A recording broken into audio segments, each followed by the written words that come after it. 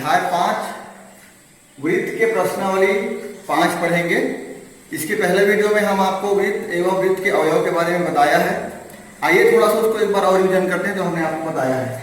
देखिए यहाँ पर एक वृत्त बना हुआ है, ये वृत्त का केंद्र है, ये परिधि है और ये त्रिज्या है।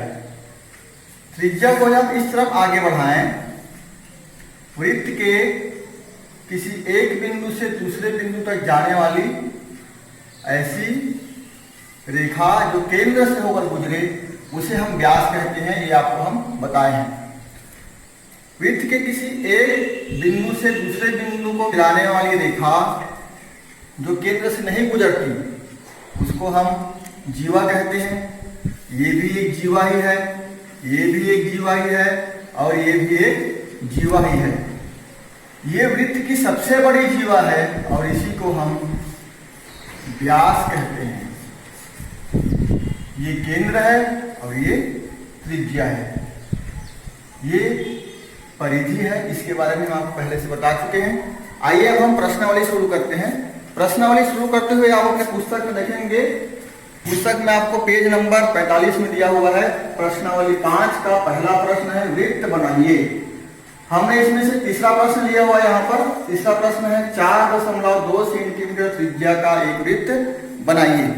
तो पहला वीडियो में भी हमने आपको बताया कैसे बनाएंगे, लेकिन आइए हम अब इसको बना के देखते हैं। यहाँ पर देखिए, इसके लिए आपको दो चीज की आवश्यकता होगी, एक प्रकार और दूसरा स्केल।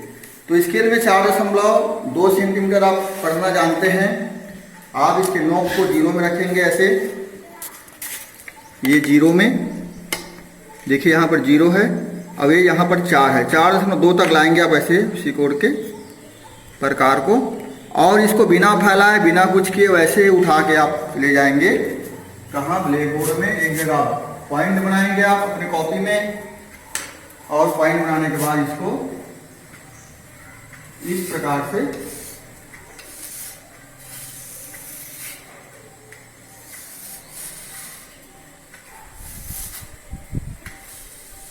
खींच देंगे आप।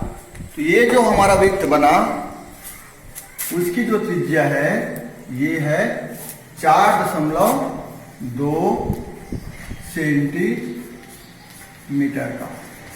इस प्रकार से आप वृत्त बनाएंगे। ये हमारा प्रश्न क्रमांक 1 का तीसरा प्रश्न कंप्लीट हो गया। इसी प्रकार से आपको प्रश्न क्रमांक 1 के बाकी सवालों को भी बनाना है। आइए अब हम देखते हैं, आपके पुस्तक में प्रश्न क्रमांक 2 दिया हुआ है, वृत्त बनाइए। ये थोड़ा सा अलग है, इसमें का भी हम तीसरा प्रश्न ले रहे हैं। इसमें दिया हुआ है व्यास बराबर 6.8 सेंटीमीटर। आपको ध्यान होगा, पहला वीडियो में हमने बताया था आपको, व्यास को हम आर, अंग्रेजी के बड़े अक्षर आर से प्रदर्शित करते हैं, और आर बराबर होता है 2 गुना त्रिज्या। त्रिज्या को हम छोटे आर से दर्शाते हैं, इसको ऐसा भी लिख सकते हैं 2 गुना आर। अब आपको आर का मान दिया हुआ है, इसको हम ऐसा भी लिख सकते हैं 2 गुना आर बराबर बड़ा आर।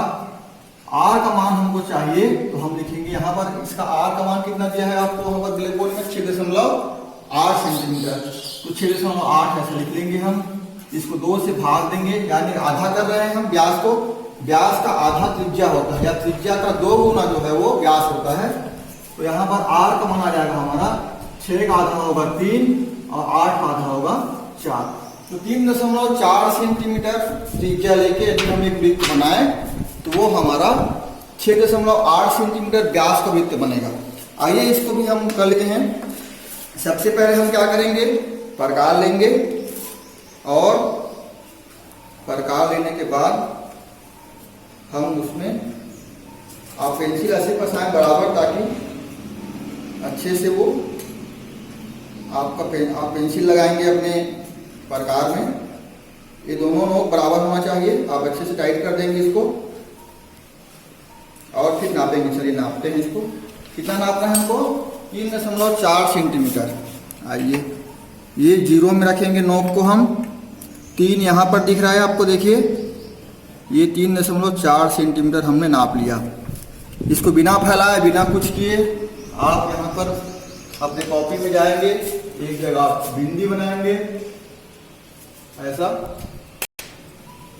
और फिर उसके बाद हम प्रश्न क्रमांक 2 का तीसरा बना रहे हैं। 3.4 सेंटीमीटर का त्रिज्या हमने लिया है और इस प्रकार से हम इसको खींच देंगे। ये हमारा जो वृत्त बना वो 3.4 सेंटीमीटर के त्रिज्या, यहाँ से यहाँ केंद्र से परिधि के किसी बिंदु तक की दूरी कितना है? 3.4 सेंटीमीटर। ये हमारा प्रश्न क्रमांक 2 भी इसी प्रकार से बाकी सवालों को बनाना है। आपको जितना भी आपको व्यास दिया है सबके मान को 2 से भाग देंगे तो त्रिज्या निकल जाएगा और उसके बाद फिर हम उसी माप की त्रिज्या लेकर यहाँ पर इस तरह से हम वृत्त बनाएंगे।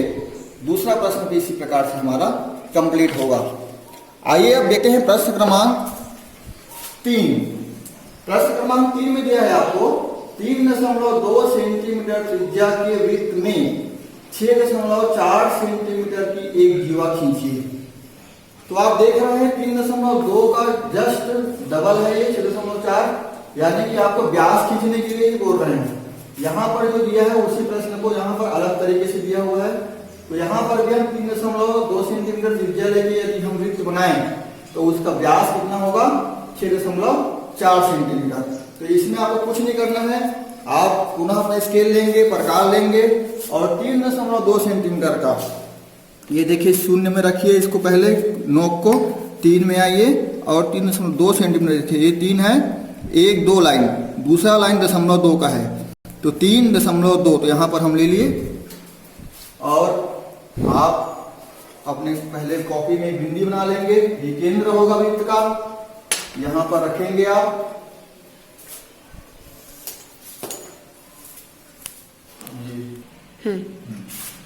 इस प्रकार से आप यहाँ पर खींच लेंगे। ये हमारा 3.2 सेंटीमीटर त्रिज्या का वृत्त, 3.2 सेंटीमीटर, ये 3.2 सेंटीमीटर है यहाँ तक। और इधर इसको पीछे बढ़ाएंगे सीधा सीधा स्केल रख के तो यहाँ पर भी 3.2 होगा। दोनों को जोड़ेंगे 3 और 3 6 और 2 2 4, ये होगा 6.4 सेंटीमीटर व्यास वाला वृत्त। 6.4 सेंटीमीटर व्यास वाला वृत्त हो गया हमारा ये। इस प्रकार से प्रश्न 3 भी आपका कंप्लीट होता है। प्रश्न 4 इसी प्रकार से दिया हुआ है, एक वृत्त की रचना कीजिए जिसकी सबसे बड़ी जीवा की लंबाई 8 सेंटीमीटर है। सबसे बड़ी जीवा हम किसे कहते हैं? व्यास को। तो 8 सेंटीमीटर आपको दिया हुआ है, वहां पर 8 सेंटीमीटर। ये प्रश्न हम पिछले वीडियो में बना चुके हैं, इसलिए हम इसको छोड़ रहे हैं। यहाँ पर आगे आपको प्रश्न दिया हुआ है, किसी वृत्त की त्रिज्या 7 सेंटीमीटर है तो उसका परिमाप क्या होगा? किसी वृत्त की त्रिज्या 7 सेंटीमीटर है तो उसका परिमाप क्या होगा? अब इसको समझने के लिए हम एक गतिविधि करते हैं, आइए उसको देखिए, उसके बाद आपको समझ में आएगा। 3 चलिए यहाँ पर देखिए आप, हम इस TLN में एक वृत्त बना रहे हैं। ये यहाँ हमारा एक वृत्त बन गया। अब ध्यान से देखिए आप, यहाँ से यहाँ क्या है? त्रिज्या, और इसी को आगे ले जाएंगे हम ऐसे तो ये व्यास बन जाएगा। यहाँ से यहाँ एक त्रिज्या है, यहाँ से यहाँ एक त्रिज्या, दोनों त्रिज्या मिला के क्या बन गया? व्यास।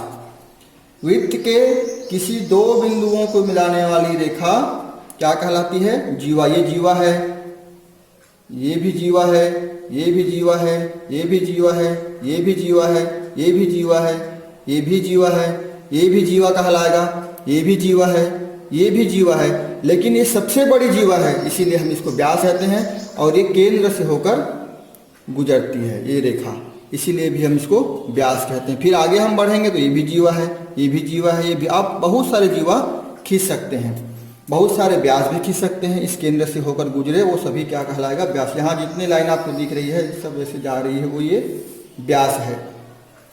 एक बात और ध्यान दीजिएगा बच्चों, व्यास जो है किसी भी वृत्त को 2 बराबर भागों में बांटता है। देखिए इधर का जो हिस्सा है वो और इधर का हिस्सा है वो दोनों बराबर है। वृत्त को 2 समान भागों में, 2 बराबर भागों में ये बांटता है व्यास, जबकि जीवा ऐसा नहीं करता। देखिए जीवा के साथ देखिए ये वाला खंड छोटा है, ये वाला खंड बड़ा है। दीर्घ चापखंड कहते हैं। ये हम अगले कक्षा में विस्तार से पढ़ेंगे। अभी आपको परिमाप के बारे में बोला गया है। तो आप देखिए, परिमाप मतलब होता है बाहरी माप। ये बाहरी माप, यदि मैं इस धागे को यहाँ से निकालूं ऐसा, और निकालने के बाद इसको लंबा कर लूं, पूरा लंबा कर लूं इसको ऐसे, और लंबा करके जहां से मैं पकड़ा हूं उसी को मैं किसी टेप से नापूं, तो जो इसकी लंबाई होगी वही वृत्त का परिमाप कहलाएगा। लेकिन चूंकि हम धागा से वृत्त बनाए हैं, इसलिए हम इसको लंबा करके नाप सकते हैं। ब्लैक बोर्ड में जो हमने वृत्त बनाया है उसे तो हम सीधा कर नहीं सकते, इसलिए उसको नापने का एक अलग तरीका है, अलग सूत्र है, और वही सूत्र हम आपके पास लेके आने वाले हैं। तो आइए हम अब उसके बारे में बात करते हैं। आइए अब हम प्रश्न 5 का हल देखते हैं। वृत्त का परिमाप बराबर होता है 2 गुना पाई r, जहां पर r वृत्त की त्रिज्या है, पाई का मान होता है, पाई बराबर होता है 22/7। ये 22/7 कैसे होता है इसको हम अगले वीडियो में विस्तार से बताएंगे, या आप चाहे तो हमारे अलग से वीडियो इसके बारे में है, वो भी देख सकते हैं।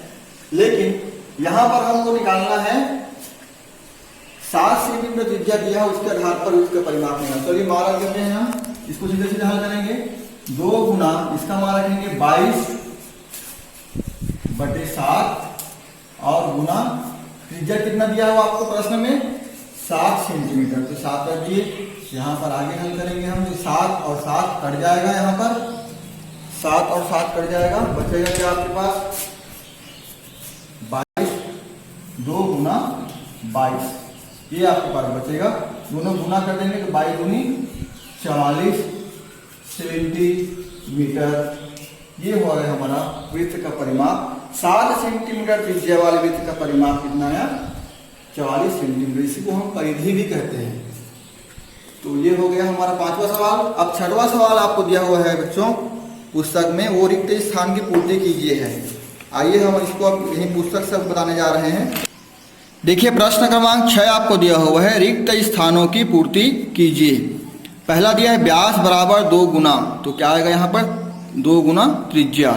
वृत्त के 2 व्यास खाली स्थान पर प्रतिच्छेद करते हैं। आपने देखा है 2 व्यास एक दूसरे को कहाँ पर काटता है, केंद्र पर। वृत्त की सबसे बड़ी जीवा को क्या कहते हैं, हम बताए हैं आपको, उसको हम व्यास कहते हैं। व्यास वृत्त के खाली स्थान से गुजरता है, कहाँ से गुजरता है, केंद्र से। यहाँ पर आ जाएगा आपका केंद्र। वृत्त की सभी त्रिज्याएं खाली स्थान होती हैं, तो वृत्त की जितनी भी त्रिज्या।